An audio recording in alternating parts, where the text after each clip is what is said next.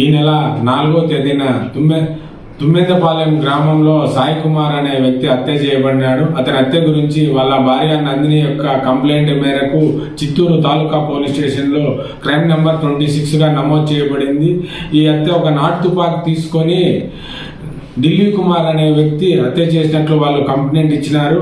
Case విచారణలో భాగంగా గౌరవ చిత్తూరు జిల్లా ఎస్పీ గౌరవనీయులు తుషార్ రెడ్డి ఐపీఎస్ గారి ఉత్తర్వుల మేరకు చిత్తూరు డిఎస్పీ సాయినాథ్ సార్ పర్యవేక్షణలో మీరు ఎలాగైనా కూడా ఈ హత్య కేసును తొందరలో తీర్చాలంటే నేను మా సర్కిల్ ఎస్ఐలు అందరూ వివిధ బృందాలుగా ఏర్పడి ఈరోజు మధ్యాహ్నం 2 గంటల ప్రాంతంలో ఈ కేసులో ముద్దాయిన ఢిల్లీ బాబును అరెస్ట్ చేసి అతన్ని విచారించగా నువ్వు ఏ విధంగా హత్య చేసినావంటే నేను నాటు తుపాకీని దాదాపు 4 నెలల క్రితము షికారి వాళ్ళ దగ్గర నుంచి అడవుల్లో వేటకెళ్లేదాన్ని కొనుక్కున్నాడని చెప్పాడు.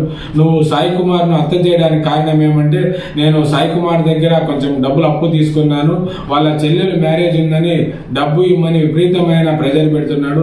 ఆ ప్రెజర్ నుంచి బయటపడలేక అతని అప్పు పట్టలేక కోపంతో ఎలాగైనా సాయి కుమార్ని చంపాలనే ఉద్దేశంతో 4వ తేదీ మధ్యాహ్నం సుమారు 2:30 గంటల ప్రాంతంలో అతను ఒక నిర్మాణంలో ఉన్న ఇంటి షెడ్లో ఉండగా ఇతను ఢిల్లీ కుమార్ అనే వ్యక్తి నాటు తుపాకీ తీసుకొని పోయి అతని కంచం మీద కాల్చి అతను చనిపోయిన తర్వాత ఆ భయంతో అడవులకు పారిపోయి అక్కడే ఉన్నాడు.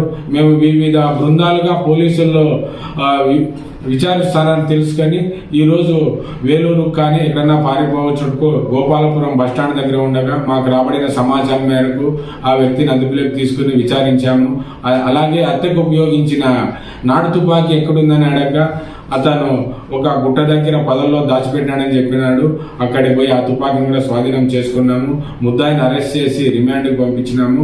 అలాగే గౌరవ ఎస్పీ గారి ఉత్తర్వు మేరకు ఈ తుపాకీ ఎక్కడి నుంచి వచ్చింది అనే కోణంలో విచారించుటకు ఒక ప్రత్యేక బృందాన్ని ఏర్పాటు చేసినాము.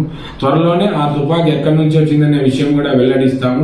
ప్రస్తుతానికి ముద్దాయిని అరెస్ట్ చేసి రిమాండ్కి పంపుతున్నాము. Thank you.